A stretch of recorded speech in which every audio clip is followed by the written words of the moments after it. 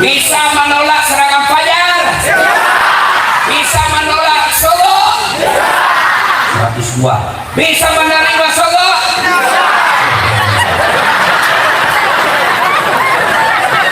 Bisa menolak Solo? 200 orang. Bisa menolak Solo? Ya Allah, dengarkan janji mereka. Mereka berjanji tidak menerima Solo di depan para habaib ini. Kalau mereka ingkar janji, buat dirinya susah dunia akhirat.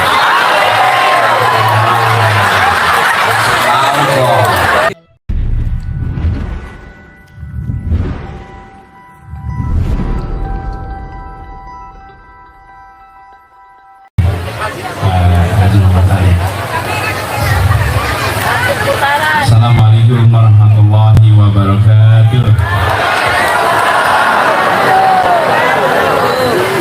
Alhamdulillah wa syukurillah wa la hawla wa la quwwata illa billah.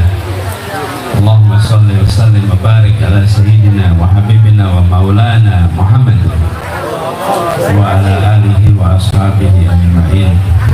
Rabbi shrah li sadri wa yassir li amri wa hlul 'uqdatam min lisani yafqahu qawli. Amma ba'du. Yang kami muliakan, yang kami hormati, orang tua kami Bapak Haji Muhammad Ali, semoga beliau selalu diberikan kesehatan, dipanjangkan umurnya, dan terus di dalam keberkahannya. Yang kami hormati seluruh keluarga besar, wabil khusus Bapak Haji Ahmad Ali dan Ibu Nilam Sari, serta seluruh adik-adik dan keluarga besar dari almarhumah Hajah Sa'diyah binti Haji Imran yang malam hari ini sama-sama kita doakan dalam haul dan tahlil yang ke-11 ini.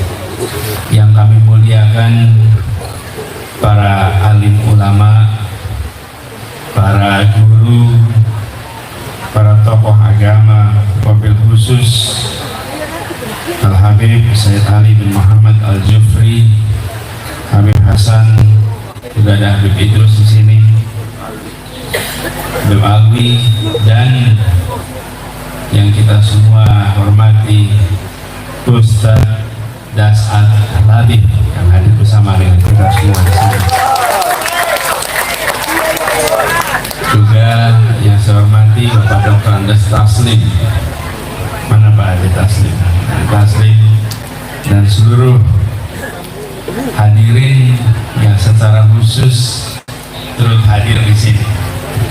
Saya merasa bersyukur sekali. Ini pertama kali saya tiba di Morowali. Luar biasa. Dari ketika mendarat tadi, sambutan masyarakat luar biasa, menggambarkan kehangatan masyarakat Morowali. Insya Allah Morowali ini nantinya makin maju, makin berkembang, dan yang tidak kalah penting, kekayaan alamnya menjadi kemakmuran warganya. Karena Morowali ini terkenal dengan kekayaan alamnya ya.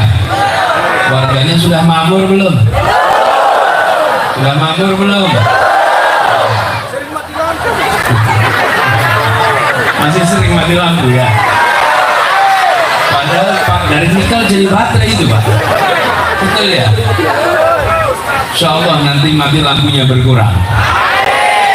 Tapi yang lebih penting lagi, kemakmuran yang bertambah. Jadi segala harapan kita aminkan saja dulu. Amin. Jadi saya bersyukur pada malam hari ini bisa ikut hadir dalam haul ini bersama dengan sahabat, saudara Bapak Haji Ahmad Ali yang menjadi teman seperjuangan. Dan ketika beliau menyampaikan rencana acara haul ini, insya Allah kami hadir dan bukan cuma bisa hadir haul ini, tapi ketemu dengan seluruh warga Morowali di sini. Dan kami bersyukur karena sepanjang perjalanan tadi menyaksikan dan mendengar cerita. Insya Allah PR-PR yang ada di sini seperti tadi disampaikan Ibu Nilam, aspirasi masyarakat Morowali ini banyak, keinginan untuk bisa mendapatkan pekerjaan yang lebih baik. Betul ya? Keinginan untuk dapat kesetaraan kesempatan supaya yang ada di sini bukan hanya dimanfaatkan oleh yang datang dari luar Indonesia, tapi dirasakan oleh mereka yang dari sini. Ini sebuah PR yang insya Allah akan menjadi agenda utama kita semua. Dan dalam kesempatan ini adalah sebuah kegiatan haul di mana kita memperingati wafatnya sekaligus juga mengambil hikmah atas perjalanan hidupnya. Saya boleh bersaksi bahwa almarhumah dan ayahanda Haji Muhammad Ali telah mendidik anak-anaknya menjadi anak-anak yang soleh dan solehah, anak-anak yang kehadirannya bukan hanya untuk kepentingan dirinya, tapi semua rezeki yang diterimanya juga dipakai untuk perjuangan umat, dipakai untuk kegiatan dakwah, dipakai untuk kegiatan tabligh, dipakai untuk kegiatan tarbiyah yang memiliki dampak yang luar biasa bagi umat. Inilah sebaik-baiknya manusia yang berikan manfaat kepada sesama. Karena itu tidak aneh apabila malam hari ini begitu banyak yang datang di haul ini.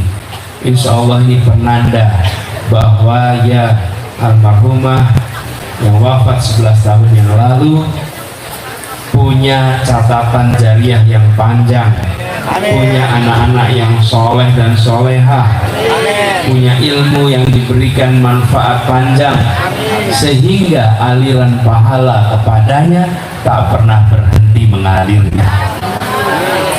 Kita semua mendengar, saya mendengar ceritanya bahwa ibunda dalam perjalanan ke masjid ini ya, di masjid ini, perjalanan menyeberang dan kemudian terjadi yang kita semua tahu, kecelakaan yang kemudian beliau wafat. Tapi di tempat ini juga kita sekarang mendoakan almarhumah. Insya Allah kita semua yang sudah menjadi orang tua, insya Allah bisa menjadi orang tua yang mendidik anak yang soleh dan solehah.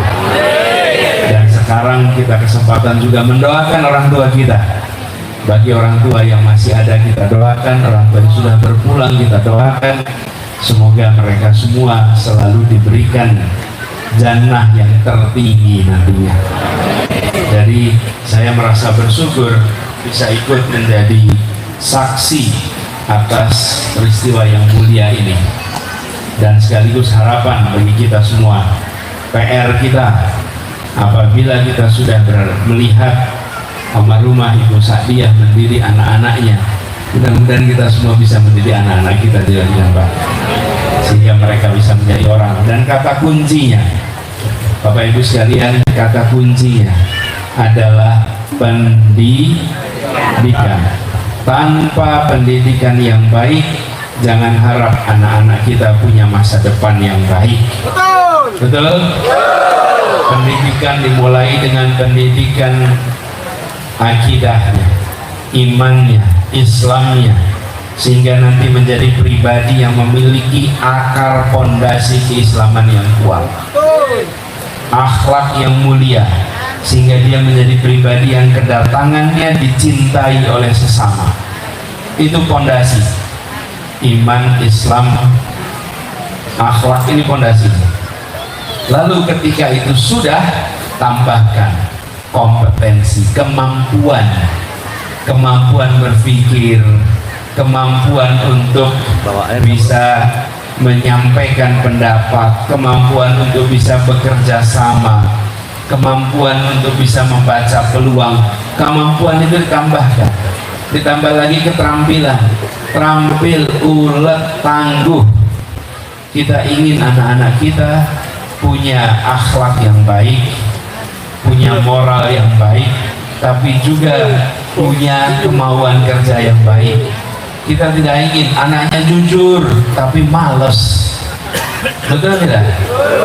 Tapi kita juga tidak ingin anaknya pekerja keras, kuat tangguh, tapi culas. Tidak ingin. Kita ingin ada kombinasi yang baik. Dan mulainya dari mana? Mulainya dari mana Bapak Ibu? Keluarga. Dari rumah. Tidak mulai dari sekolah, dari rumah. Di rumahnya kapan? Ketika dikandung oleh ibunya. Bahkan sebelum dikandung sudah dibekali. Ketika di kandungan, ketika dididik di rumah, lalu baru diteruskan oleh guru di untuk yang namanya kebiasaan. Jadi dari peristiwa haul ini kita bisa mengambil hikmah. Satu adalah tentang perjalanan almarhumah Ibu Sa'diyah. Yang kedua, dari bagaimana keluarga ini mendidik anak-anaknya. Lokasi lahir boleh di mana saja, tapi cita-cita dan capaian harus setinggi langit. Itu harus kita pegang. Ingat-ingat ya, lokasi lahir bisa di mana saja, tapi mimpi dan capaian harus setinggi langit. Nggak usah khawatir lokasi lahir, tapi bila kerja keras. Dan saya rasa di sini kita punya contohnya. Saya tadi tanya Pak Ahmad Ali di Morowali sampai kapan? Pak Ahmad Ali ini SD sampai SMA di Morowali. Jadi dah adalah hasil pro. Dasarnya dari mana? Morowali. Sekarang berhasil.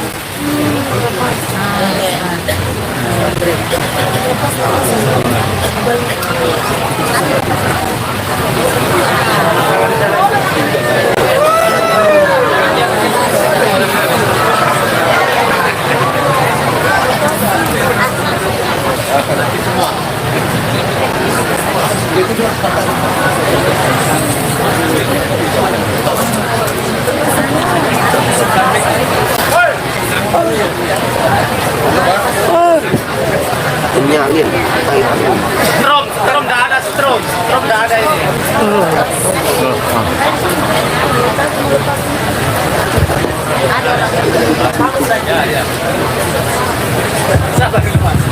Tes. Sudah terdengar? Mungkin perlu orang dalam untuk menyanyikan. Orang dalam menyalakan PLN itu ya. Orda. Indonesia forever.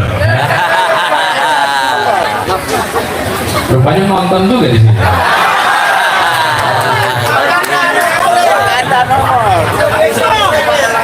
Ya, sampai mana tadi ya? Wakanda. Bukan Wakanda. Oh ya, ini saya cerita nih. Ada sulfat. Saudara kita, Bang Ahmad Ali lahir besar di Morowali, sampai SMA di Morowali. Jadi artinya apa? Artinya dia hasil didikan dari Morowali. Bibitnya di sini, tumbuhnya di sini. Sekarang bukan saja berperang di tingkat Sulawesi Selatan. Sekarang Sulawesi Tengah. Dia sudah berperan di level nasional. Bisa memimpin wakil ketua umum partai, salah satu partai terbesar di Indonesia. Menjadi pengusaha yang berhasil, betul tidak? Dan menjadi saudagar yang amalnya itu luar biasa banyak. Di sini merasakan, betul tidak? Di Sulawesi Tengah merasakan tidak? Di tempat-tempat lain juga. Ini buat Bapak Ibu sekalian, jadikan ini sebagai contoh. Sampaikan kepada anak-anak, kau belajar yang rajin, kamu kerja keras, kamu bikin akhlak yang baik, jadi orang yang jujur. Bilang pada anak-anak itu, lalu kasih contohnya supaya anak-anak itu lihat yang nyata. Kalau anak-anak diberitahu tanpa diberikan contohnya, dia akan bayangkan seperti siapa ya? Seperti siapa ya? Cari, ini ada contohnya. Tidak usah cari orang jauh-jauh, cari orang asal Morowali, namanya Ahmad Ali. Cukup itu jadikan contoh buat Nabi. Betul tidak? Jadi Saya ingin sampaikan kepada semua, ketika kita mendatangi haul begini, ambil hikmahnya.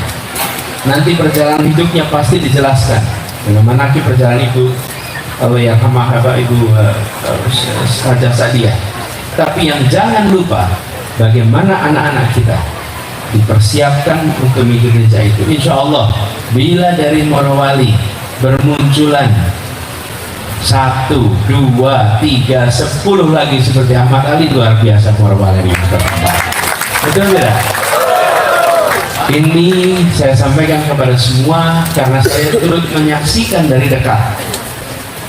2 bulan lalu ya, mengirimkan berapa ini? 300 orang dikirimkan dari Jakarta berangkat umrah. Semua jauh dari berangkat sana, ratus dari sini, ratus dari sana. Tapi sekalian banyak orang bisa makmur, tapi tak banyak orang memanfaatkan kemakmuran itu untuk sebuah hati. Betul tidak? Jadi Bapak Ibu punya contoh. Jadi saya ingin sampaikan kepada semua, hikmah dari haul ini adalah bekal untuk memberikan anak-anak kita contoh. Kalau ibu bapak berikan contoh anak di Jakarta yang tumbuh besar, anak bapak ibu bisa jawab, dia besar di Jakarta, ya. Dia besar di Jakarta, ibu. Tentu saja dia punya kesempatan yang besar. Tapi bagaimana kami yang di Morowali? Tidak. Contohnya sekarang orang yang lahir di Morowali, PK di Morowali, SD di Morowali, SMA di Morowali, baru melanjutkan ke Palu dan akhirnya melanglang buana ke berbagai tempat di seluruh Indonesia. Ya, insya Allah ini menjadi bagian dari hikmah dari hal ini. Semoga ibu bapak sekalian selalu dalam kesehatan, dalam lindungannya. Dan ini perjumpaan pertama, tapi insya Allah bukan perjumpaan yang terakhir. Insya Allah kita bisa berjumpa lagi. Dan doakan agar kami diberikan kemudahan dalam menjalankan amanah ini, diberikan kemudahan untuk selalu istiqomah, diberikan kemudahan untuk amanah, dan mudah-mudahan kita bisa membawa Indonesia pada perubahan yang lebih baik. Amin aja dulu ya. Terima kasih pada semuanya. Allahumma fiqillah kumitorik. Assalamualaikum warahmatullahi wabarakatuh. Baik, kita beri tepuk tangan yang meriah sekali lagi buat Bapak Haji Anies Rashid Baswedan.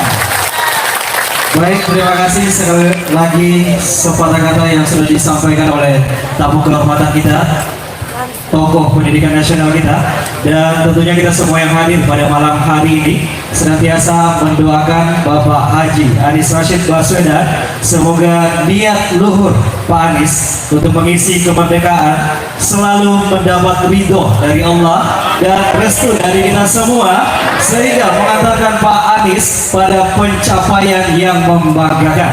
Amin. Al-Ustaz kondang kita, Al-Ustaz Dr. Das'ad Latif, kami persilakan. Sallu ala Nabi Muhammad.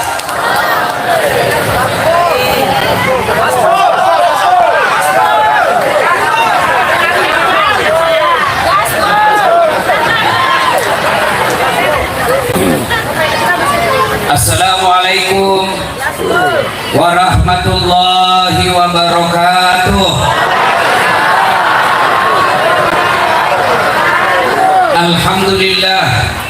Alhamdulillahi rabbil alamin, wa bihi nasta'inu ala umuri dunya waddin.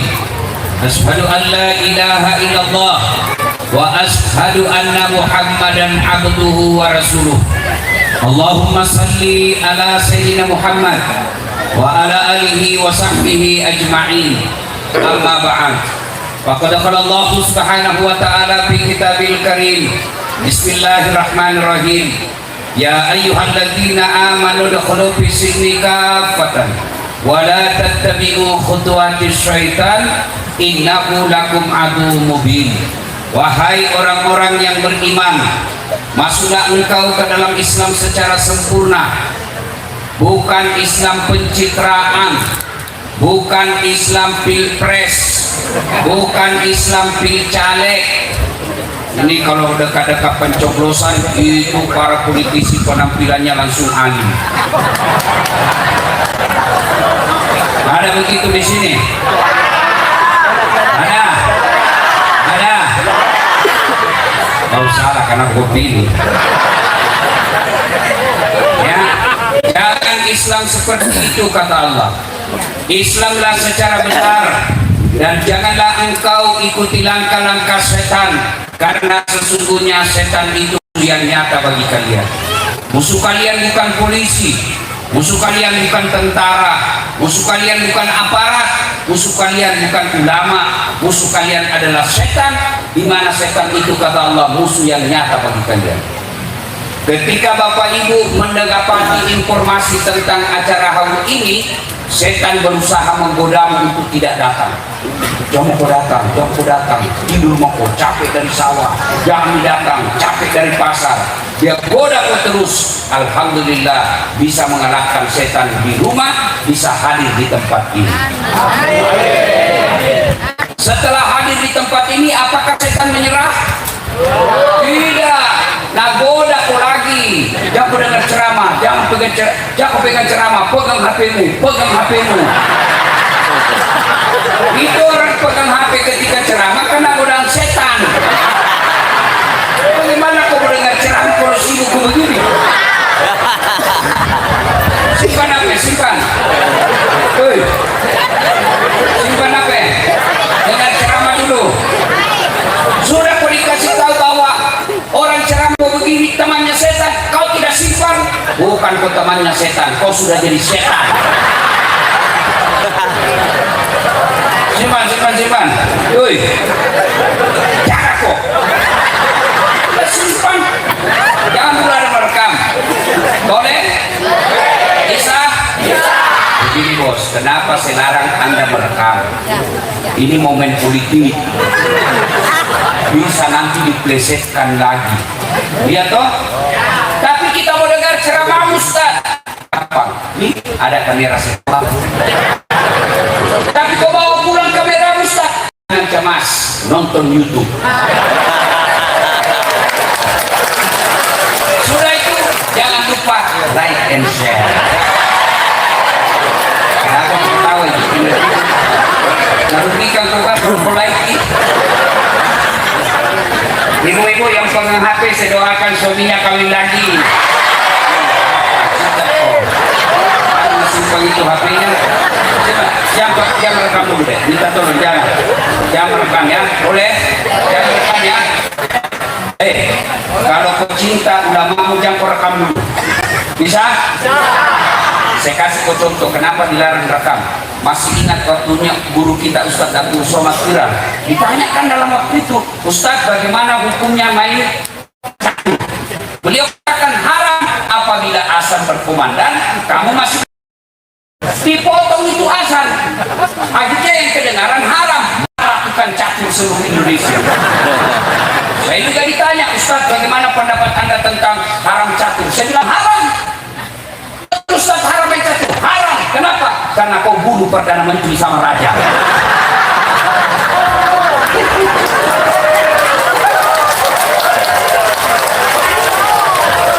Bisa simpan HP? Bisa? Wa qala idza bismillahirrahmanirrahim. Ya ayyuhalladzina amanu taqullaha haqqa tuqatih wa la tamutunna illa wa antum muslimun.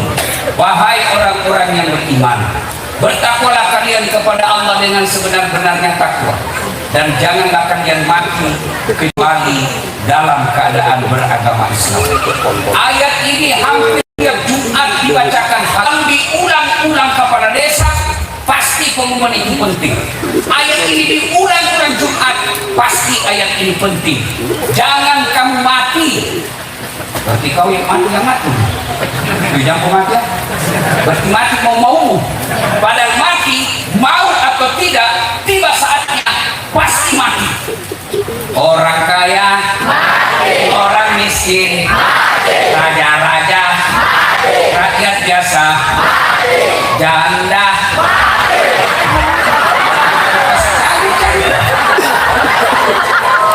Semua mati. Orang kaya, mati. Orang miskin, mati. Raja-raja, rakyat biasa, capres,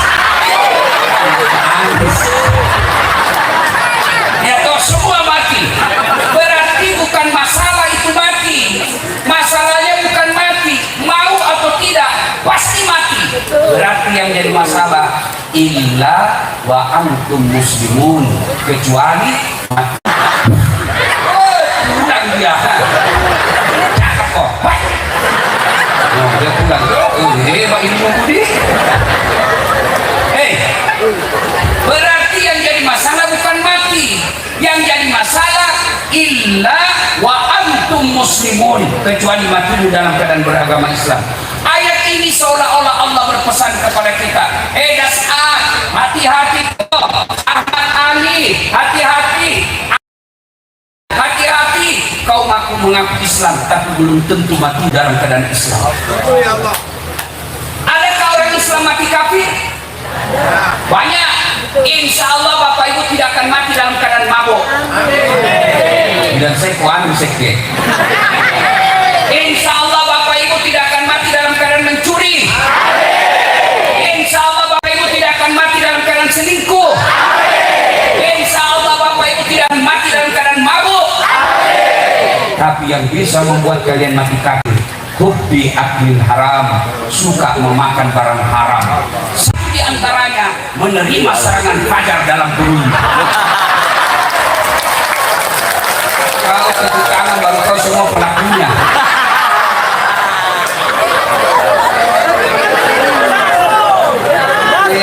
Ekspor baru kau semua itu. Banyak piro. Kok jawab dulu. Ibu kalau menolak 300.000 miskin? Miskin? Bapak-bapak kalau menerima uang 300.000 kaya? Tidak. Tapi yang pasti 300.000 kau tolak, kau pilih orang baik, menentukan masa depan bangsa. Hei. Tadi itu dari bandara. Kayak kekerasan di atas kapal laut. Ini orang jalan.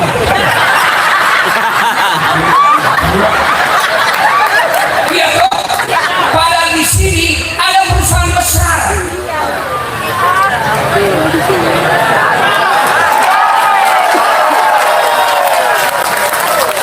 Ngerti? Di sini ada nikel. Kalau kalian tidak memilih pemimpin yang baik, nikelmu dibawa ke luar negeri, kamu jadi pengangguran. Itu makanya jangan kau pilih gara sobo, jangan kau pilih gara-gara kau sama orang Jawa. Kalau kau pilih karena sama-sama orang Jawa, kapan kami orang Bugis jadi pemimpin?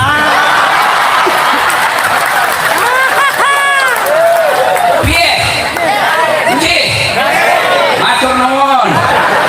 Nji, urang nek duit kadang-kadang ngopo lho, barasa. Cair. Hei, Bu, Pak. Pernah rasakan minyak goreng hilang? Pernah? Padahal banyaknya sawit di Indonesia. Pernah rasakan susah beras? Padahal tidak ada kabupaten di Indonesia tidak ada sawahnya. Tapi kenapa kita krisis pangan? Itu menunjukkan ada yang salah mengelola negara kita. Bisa menolak serangan fajar? Bisa menolak Solo? 102. Bisa menerima Solo?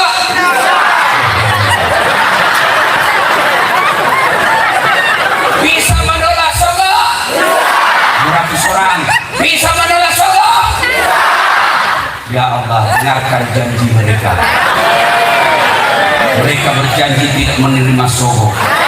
Di depan para habaib ini, kalau mereka ingkar janji, buat dirinya susah dunia akhirat. Tahu dong. Hei, saudara-saudaraku, sini surat keimanan yang kayak hadir. Biarlah kita ngontrak-ngontrak, tapi kita punya harga diri.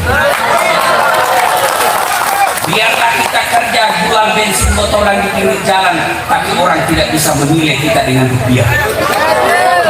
Nah, daripada kau sudah ngontrak-ngontrak, miskin, jelek, busuk tetekmu, bau mulutmu, bicara tak lempar-lempar kudamu, kau bilang banyak piro. Hei, hei. 2024 saatnya kita menentukan arah perjalanan bangsa. Nah, bisa? Wani piro. Alhamdulillah. Wa dan bismillahirrahmanirrahim. Innallaha wa malaikatahu yusalluna 'alan nabi ya ayyuhalladzina amanu sallu 'alaihi wa sallimu taslima. Sesungguhnya Allah dan para malaikatnya, Allahu Akbar, Allah dan para malaikatnya bersalawat kepada Rasulullah Muhammad sallallahu alaihi wasallam. Maka wahai orang-orang yang beriman, bersalawatlah kalian kepada Rasulullah dengan sebaik-baik salawat. Suatu kali Nabi lagi duduk-duduk dengan malaikat Jibril. Tiba-tiba Nabi melihat ada malaikat lebih sejuta jari-jarinya. Adik-adik, berapa jari-jarimu? Ibu-ibu, berapa jari-jarimu? Cacatku itu. Tidak ada kakimu. 20. Ini malaikat lebih sejuta jari-jarinya. Nabi kagum. Jibril, malaikat apa itu banyaknya jari-jarinya? Jibril menjawab, itu malaikat yang Allah tugaskan mencatat air ketika hujan. Lalu bertanya Muhammad SAW, wahai malaikat, apa kau mampu mencatat air ketika hujan? Ya, ku catat yang jatuh di gunung, ku catat yang jatuh di laut, ku catat yang jatuh di darat, semua aku catat. Tak setetes pun yang tidak aku catat. Makanya aku sibuk dengan jadiku ini yang banyak. Ya Muhammad, ada satu yang tidak bisa aku catat. Maka kenapa bisa? Lebih banyak jumlahnya daripada air hujan. Apa gerangan? Ketika umatmu berkumpul di satu tempat, lalu mereka bersalawat bareng-bareng kepadamu, aku tidak bisa mencatat betapa banyak pahala Allah turunkan di tempat itu. Orang masuk surga Bapak Ibu sekalian bukan karena tidak ada dosa. Kalau orang masuk surga tidak ada dosa, maka tidak ada isi surga kecuali Muhammad SAW. Mana ada orang tidak ada dosanya? Ini bukan penuh dosa seperti ini. Lalu kenapa orang masuk surga? Ditimbang pahalanya kebaikannya, ditimbang keburukannya, ternyata timbang punya timbang lebih banyak pahala kebaikannya daripada keburukannya, meskipun selisihnya 0,1%. Yang aku lagi anggap ini selisih pilpres, bukan di NK. NK juga susah sekarang. Ya. Lalu kenapa orang masuk surga? Timbang pahala kebaikan, timbang keburukan, ternyata timbang punya timbang lebih banyak kebaikannya daripada keburukannya. Maka saya mengajak kita semua untuk berselawat. Bisa? Bisa? Kita tanding malam ini. Mana lebih kencang suaranya mak-mak dengan bapak-bapak? Bapak-bapak diam, yang merasa jenis kelamin laki-laki diam dulu. Ibu-ibu dulu, ini mak-mak dulu. Jenis ras terkuat di bumi. Alisnya sudah dikasih Allah cantik-cantik, dikasih tipis lagi. Geser kanan belok kiri. Begitu ditabrak, kenapa kau belok kiri? Nah kau weser kanan, nah kau salah, kenapa kau lihat weser? Dia kiri.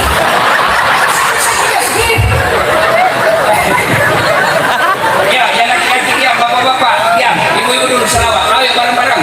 Salatullah, salamullah, yang datang ala toha rasulillah. Salatullah, salamullah, ala yasin. Nilainya 9,5. Ibu-ibu diam, bapak-bapak lagi. Yang merasa jenis kelamin laki-laki harus selawat. Jangan permalukan jenis kelamin kita, bos. Ayo, ayo, selawat bareng-bareng. Yuk, yuk. Salatullah, ala toha rasulillah. Salatullah,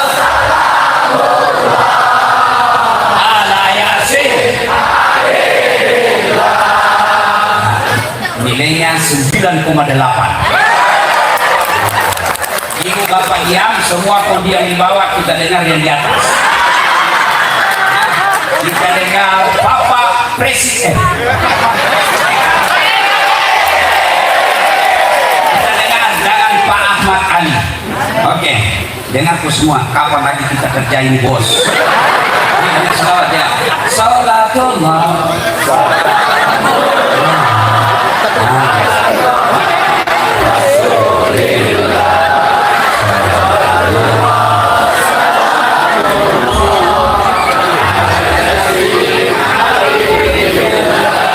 Berapa nilainya dia? Nilainya 99. Kenapa saya kecil suaranya? Karena dia yang undang. Nama dan saya. Kalau saya kasih nilai sedikit, nanti dikasihkan juga honor sedikit. Saya di Makassar itu kadang-kala semalam 2 ceramah. Jadi ceramah pertama selesai, saya buru-buru naik mobil, dikejar sama panitia. Tunggu dulu Pak Ustaz, tunggu dulu. Ya buru-buru Ustaz. Dia cari amplopnya. Begitu dia kasih keluar amplop, langsung kesambar.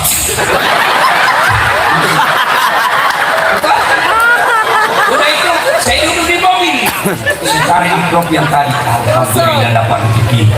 Begitu saya buka, astagfirullah, salah kasih. Apa yang kasih Kak? Susunan acara.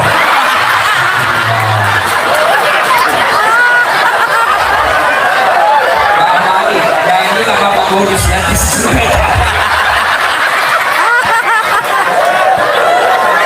ayo kita selawat lagi, bisa? Minta tolong HP-nya dinyalakan please-nya ya, minta tolong dinyalakan please-nya. Ayo nyalakan lampunya, ayo angkat nyalakan lampunya sampai di belakang, kita tunjukkan acara malam ini heboh. Ayo nyalakan lampu HP-nya. Yuk nyalakan lampu HP-nya, baru kita selawat bareng-bareng. Yang di luar pagar kita tolong. Ayo anak muda yang nyalakan HP-nya, kita doakan jodohnya baik. Bapak-bapak yang duda, nyalakan HP-nya, segera dapat istri. Lihat Pak Ali. Ayo selawat bareng-bareng. Yuk ya.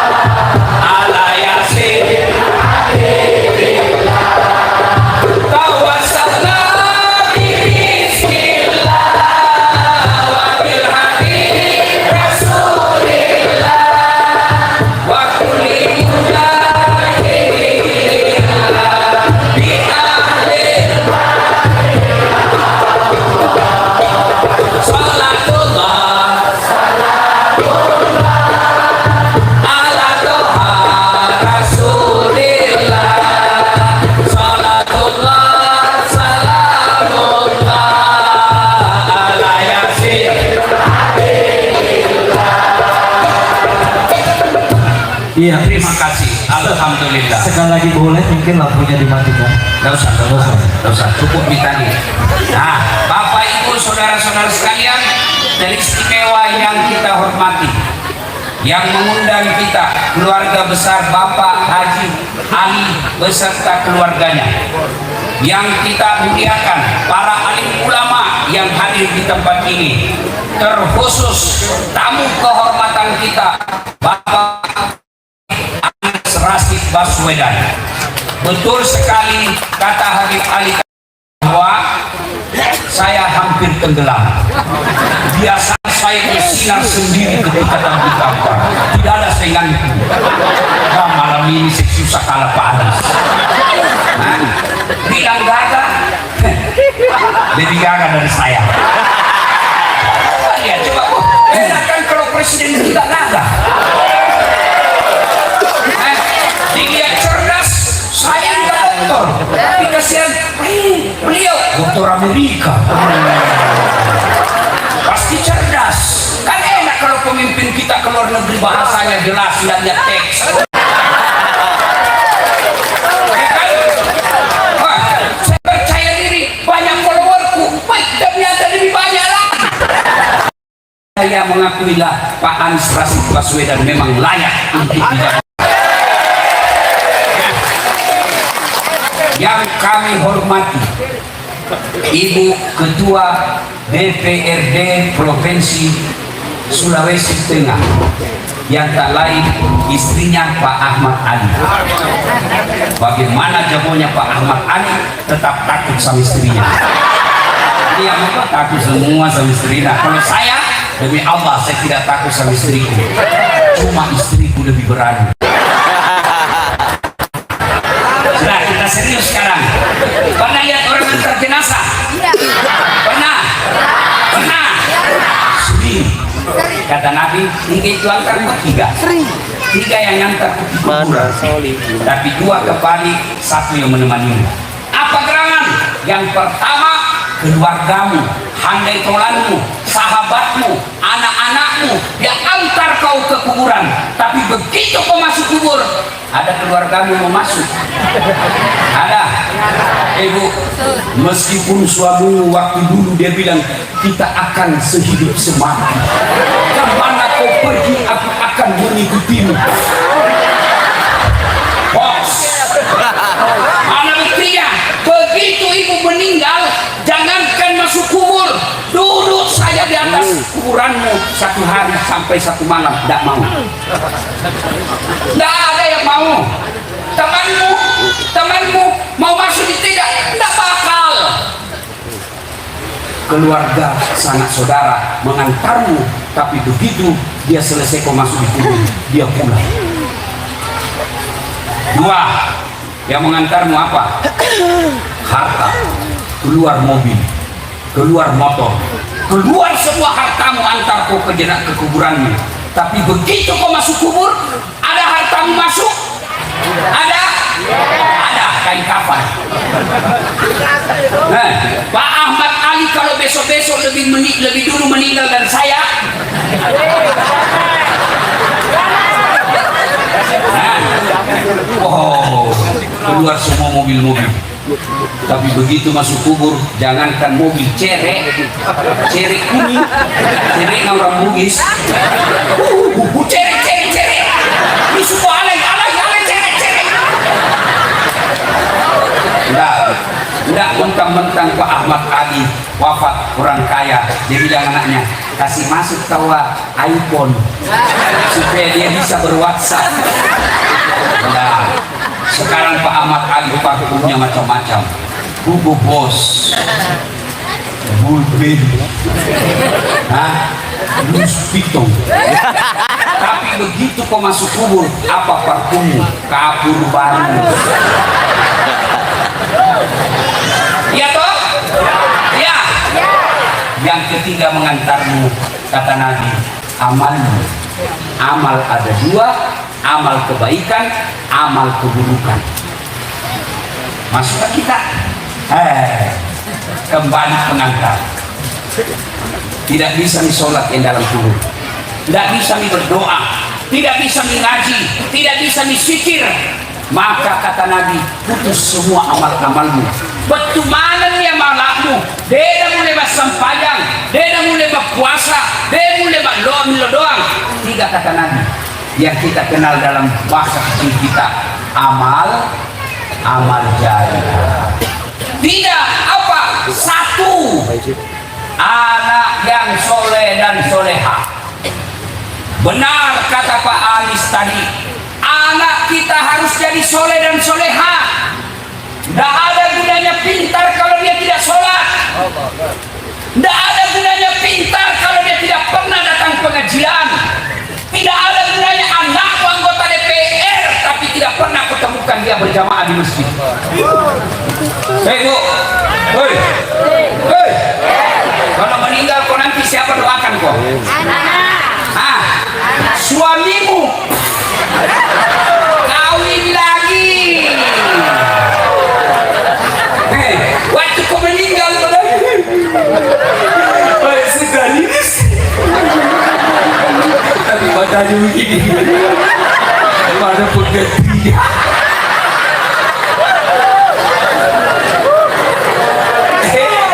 Dari istri bisa ceramah, Kalau kau meninggal pasti suamimu kawin lagi. Dia kasih lihat saya stasi apa maksudnya ini.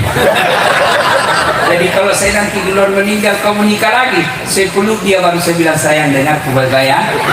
Jangankan kau meninggal masih hidup saja kau, nah saya selalu berpikir kawin lagi. Kau sudah mati. Hei, Bu, siapa doakan ibu? Siapa? Temanmu. Lihat itu grup-grup WhatsAppmu. Ada orang meninggal, apa dia ketik doa? Tidak, dia tidak ketik doa. Apa dia kirim? Stiker. Al-Fatihah. Dia tidak baca Al-Fatihah. Maka yang doakan kamu anakmu yang soleh dan soleha. Imam Al-Ghazali pernah mengilustrasikan ada sebatang pohon besar rindang seperti itu. Dia pohon mangga, banyak buahnya, di bawahnya ada orang berebut mangga. Ada yang dia pegang disikut lagi, ada yang sudah mau digigit ditinju kepalanya, berebut dia. Tidak, ada yang sudah dipegang diinjak kakinya, lepas lagi kasihan. Sementara ada di sudut pinggir mangga itu orang tenang-tenang saja duduk, tapi dia dapat jatah mangga. Lalu muridnya Imam Al-Ghazali bertanya, apa maksudnya Tuan Guru? Yang berebut mangga itu di bawah adalah orang yang meninggal tidak punya ahli waris, doakan. Apa dia berebutkan itu mangga? Doanya para khatib ketika hari Jumat, Allahumma ghfir lil mu'minina wal mu'minat wal muslimina wal muslimat al ahya'i minhum wal amwat. Itu doanya imam khatib ketika dia doa untuk umat Islam. Itu kita perebutkan orang yang ada di bawah. Lalu siapa yang dapat mangga tidak berebut? Itulah orang tua yang punya anak yang soleh dan soleha, tidak berebut tapi selalu dapat kiriman pahala dari anaknya yang selalu berdoa, Allahumma ighfir lana wal walidaina warhamhuma. Pak Bu, biar anaknya tidak kaya tapi dia tahu tata krama dan sopan santun. Biar anak kita bukan anggota DPR tapi subuh-subuh dia pergi berjamaah di masjid.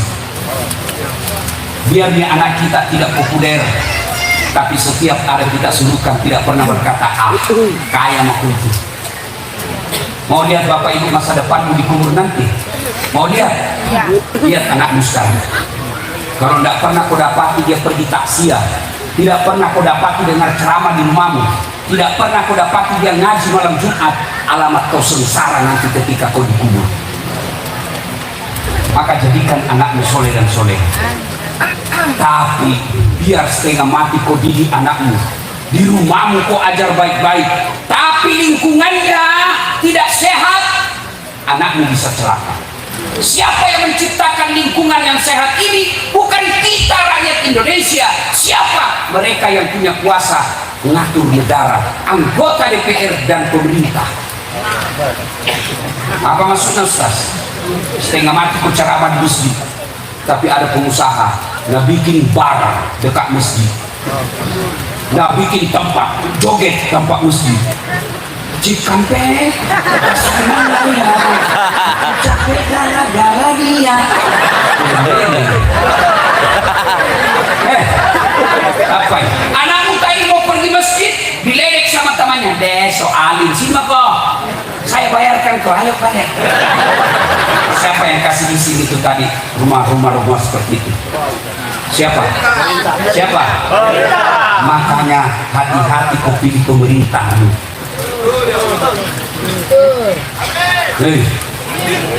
Kami para pendakwah hanya bisa teriak-teriak di mimbar, hanya bisa mengajakmu melalui mic, tapi semua itu tidak ada gunanya kalau aturan dalam bernegara tidak beres.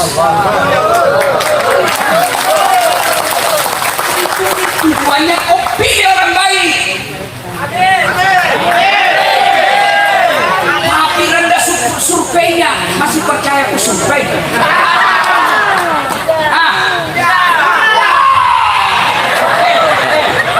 Dosen saya bos, saya belajar soal itu. Pembohong itu kadang-kali itu lembaga survei. Siapa yang bayar itu naruhku. Cocok kata Habib tadi. Allah tidak lihat kamu apa, menang atau tidak. Yang Allah tahu kamu ada di mana. Masih ingat kisahnya Ibrahim alaihissalam? Dibakar dalam api yang sangat besar, menyala-nyala satu lapangan itu api, dibakar, datang burung pipih. Tahu burung? Bu. Tahu burung itu?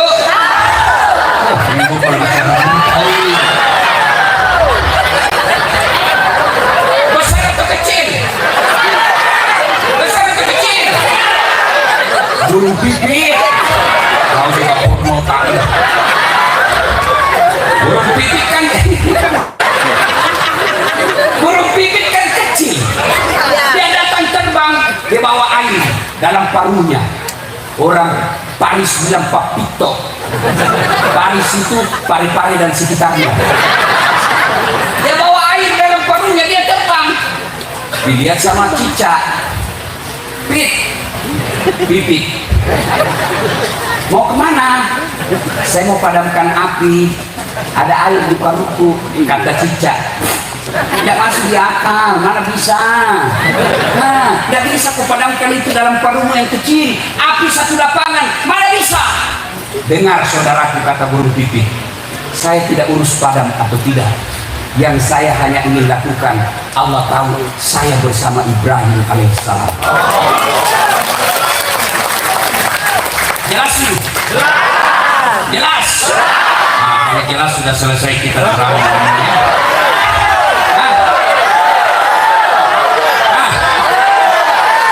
Terus. Kira saya tukang parkir.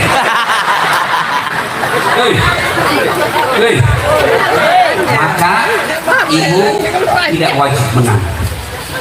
Allah cuma wajibkan kalian pilih orang lain.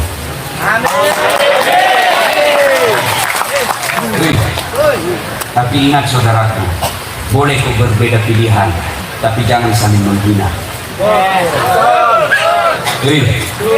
Coblos nih yang kau mau coblos, tapi jangan kau jelek-jelekkan orang. Kenapa? Karena kau bisa menang karena ada lawanmu. Maka hargai itu lawanmu, karena kau juara karena ada lawanmu. Mana bisa menang kalau tidak ada lawan?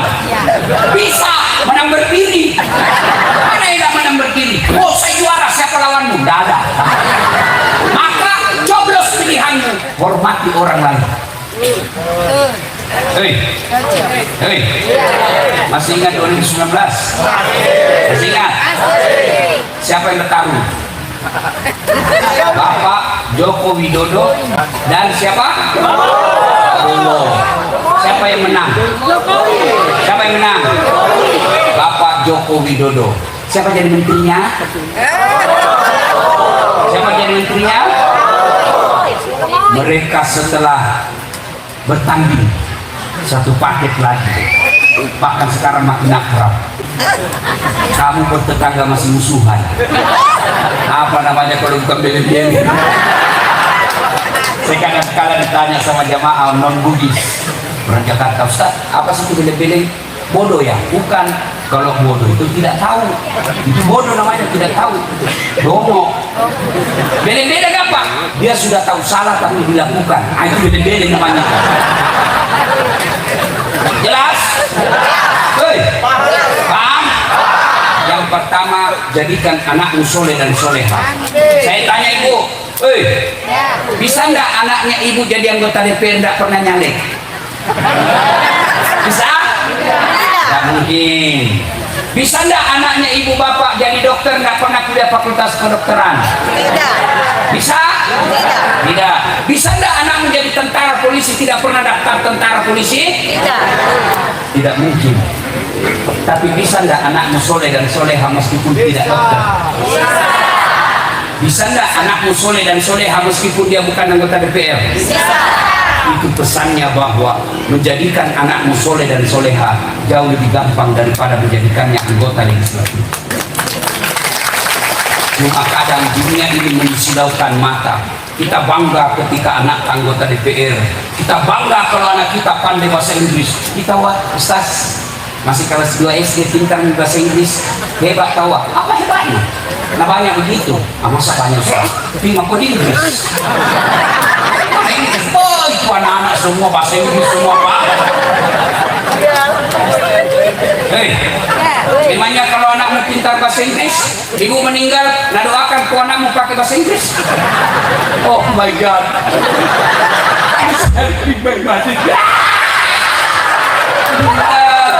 Kalau dia orang Bugis dia pakai bahasa kota dan pagi ke sini. Iya toh? Hei, bos. Anak yang soleh dan soleha itulah hartamu. Almarhumah yang kita haul ke-11 malam ini telah menjadi bukti dan contoh di tempat ini. Saya sangat yakin beliau orang baik. Kenapa? Bisa mendatangkan anaknya Anies Baswedan. Gampang. Bisa mendatangkan Ustadz Das Akhlak. Kalau orang undang saya ngantri. Tapi kalau Bang Ahmad Ali Ustadz menekan dia.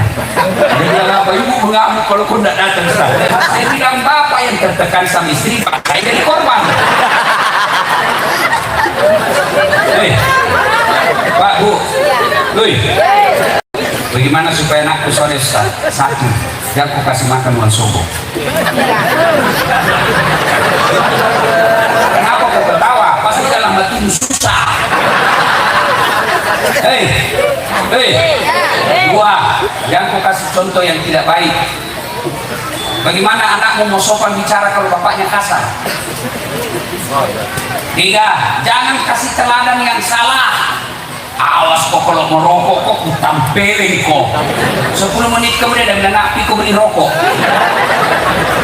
Beli. Salatullah.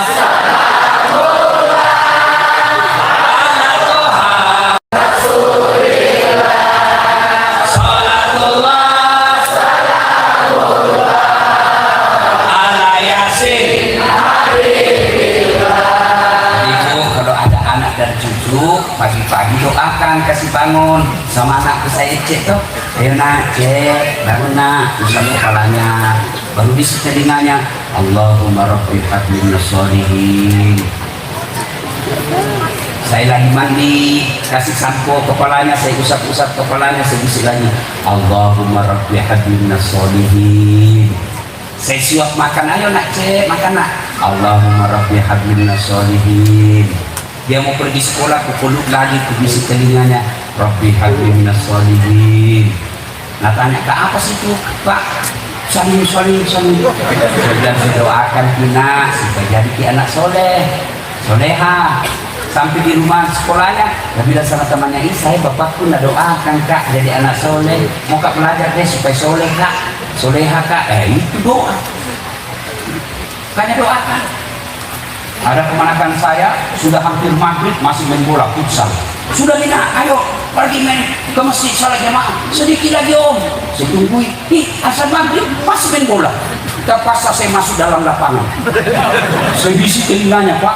Rabbi habli sholihin. Langsung menangis. Heran semua orang lihat Kak.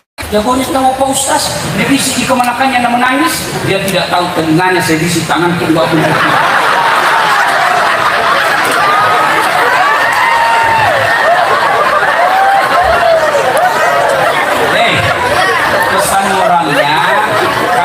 Salah kasih sanksi, kasih hukuman. Pesan moral yang kedua, doakan karena hidayah datang dari Allah Subhanahu. Dua, yang bisa menolongmu, harta yang telah kau sedekahkan. Bu, ini yang banyak wasnya lihat, ini kuning, barangkali semprotan.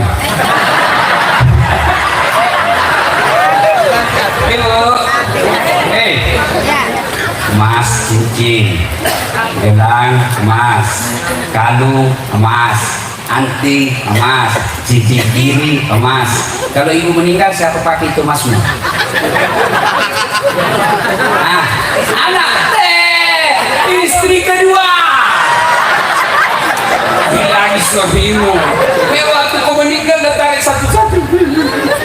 Ini cincin kawin kedua. Dia tarik lagi ke lagu. Ini usia pernikahan kita dulu bu. Menikah kau di Singapura. Dia tarik lagi kau punya kamu. Ini waktu kita pergi umrah bu. 3 bulan kemudian ketemu janda.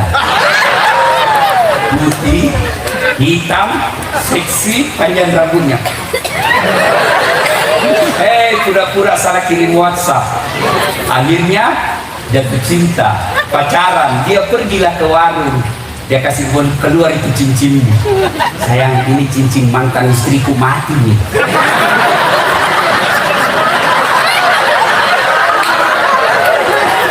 Tetapi ibu bilang, tenang, jangan panik. Bu, daripada hartamu dipakai istri kedua, lebih baik kau pulang hitung besok bawa untuk pembangunan masjid.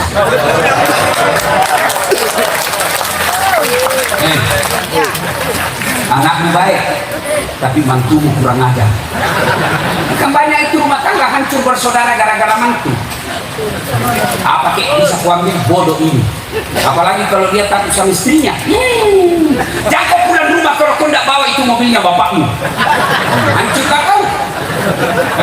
Bu, dengar ini. Jangan kau buat anaknya orang durhaka sama orang tuanya gara-gara takut sama kamu. Kamu juga laki-laki. Takut sama istrimu. Ada di sini takut sama istrinya. Ada. Berarti kau jadi laki-laki. Apa? Nanti kau yang setengah mati cari uang, kau yang setengah mati cicil rumah, kau yang beli mobil. Masa takut kau sama istrimu? Ustaz, kalau mengamuk nanti si pecah piring. Kalau dia pecahkan piring, pecahkan satu lusin. Bantu pecahkan. Piring boleh dibeli, harga diri sebagai suami tidak boleh dijanjikan. Nah, itu yang takut sama istri. Semalam betul. Kalau sudah meninggal mertuamu, ingat jasanya. Kamu bisa menikah dengan anaknya karena dapat restu dari ibu. Ya.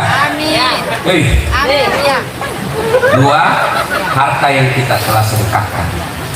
Saya tahu dan dapat informasi bapaknya Pak Ahmad Ali, Haji Ali, banyak membangun masjid. Ya toh? Apa dia miskin sekarang? Sehat walafiat. Anaknya jadi-jadi. Kenapa? Tolak balanya dengan sedekah. Demi Allah, tidak ada orang suka orang pelit. Saya tanya ke ibu-ibu, senang tetangga yang pelit atau dermawan? Senang menantu yang pelit atau dermawan? Senang ipar yang pelit atau dermawan? Dermawan. Tidak ada orang suka orang pelit. Bahkan orang pelit sekalipun tidak suka sama orang pelit. Yang di rumahnya pelit. Padahal itu salah satu penyebabnya Ahmad Ali jadi legenda di Moroan ini karena beliau dermawan. Kenapa Pak Ustaz? Saya jadi korban. Tidak ada orang suka orang pelit, maka berdermalah, dan tidak ada orang miskin gara-gara dia berderma. Sedekah. Bapak tahu nggak, buka Quran, apa penyesalannya orang mati ketika masuk di kubur? Dia buka matanya, kenapa ini? Nabi bilang, malaikat mati nopo dasar. Kalau saya sudah meninggal, kembalikan saya ke dunia sekejap saja, 1 menit saja, kembalikan saya. Untuk apa? Sholat bukan. Untuk apa? Puasa tidak. Untuk apa? Ngaji bukan. Untuk apa? Saya hanya ingin berkata, seluruh hartaku saya sedekahkan untuk fisabilillah. Sebelum kalian menyesal, sedekah. Apakah sedekah itu harus duit? Tidak. Sedekahnya Pak Anies ketika nanti kelak diberi amanah. Pak Ahmad Ali apalagi kalau nanti diberi amanah jadi anggota DPR, bikinlah peraturan yang baik. Itulah sedekahnya. Para ulama, sedekahlah dengan caramu, dakwalah yang baik, yang tidak menghasut, yang tidak mengancam. Karena ada juga kadang-kala penceramah kayak dia dibaniti hari kiamat. Neraka saja dicerita, dibanting, dilipat, ditusuk bangka, diinjak lehermu. Dia bilang anak muda jangan presiden kita bertahan ya saya. Nah, yang ketiga yang bisa menolongmu di alam kubur nanti adalah ilmu yang bermanfaat. Biar kau rajin sedekah, biar kau rajin berderma, menyambungkan silaturahmi baik bersama tetanggamu. Tapi kalau kau tidak sholat, semua amalmu sia-sia. Sholat adalah password, sholat adalah kunci. Bu, ada uangmu 5 juta simpan di lemari, bilang kuncinya, bisa aku buka? Bisa? Nah bilang anak muda, tenang Ustaz, kasih linggis. Itu di dunia, kalau di akhirat berarti sampai linggismu dilinggis nopo. Ya, maka Bapak Ibu saudara-saudara sekalian, pelihara sholat dengan baik, insya Allah selamat dunia sampai akhirat.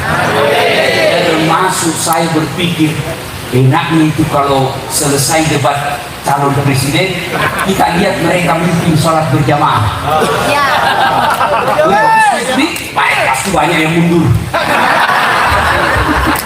Tidak itu caleg nih, kalau mau dipilih dia dulu mincin imam sholat. Caleg kacalek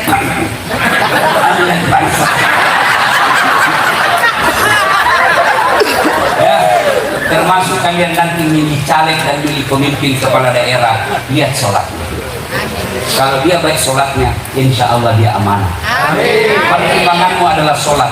Kalau tidak pernah kau lihat sholat, gimana mau nak urus duniamu, akhiratmu? Duniamu saja dia tidak tahu urus. Mudah-mudahan Allah melahirkan kita, menghadirkan di tengah-tengah kita sahabat yang soleh dan soleha, anggota DPR yang soleh dan soleha, memimpin kita orang yang hanya takut kepada Allah, tidak takut kepada selain Allah. Ibu bapak saudara-saudara sekalian, demikian, mudah-mudahan ada manfaat. Lebih dan kurangnya mohon dimaafkan. Sebelum kita akhiri, mari kita kirimkan suratul Fatihah kepada Rasulullah Muhammad SAW.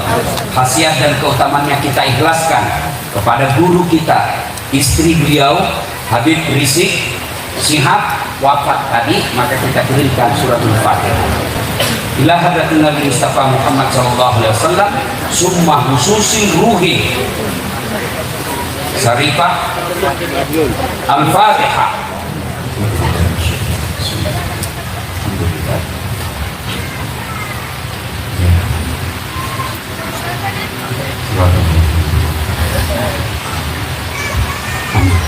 Terima kasih, lebih dan kurangnya mohon dimaafkan. Usikum wa nafsi taqwallah. Assalamualaikum warahmatullahi wabarakatuh.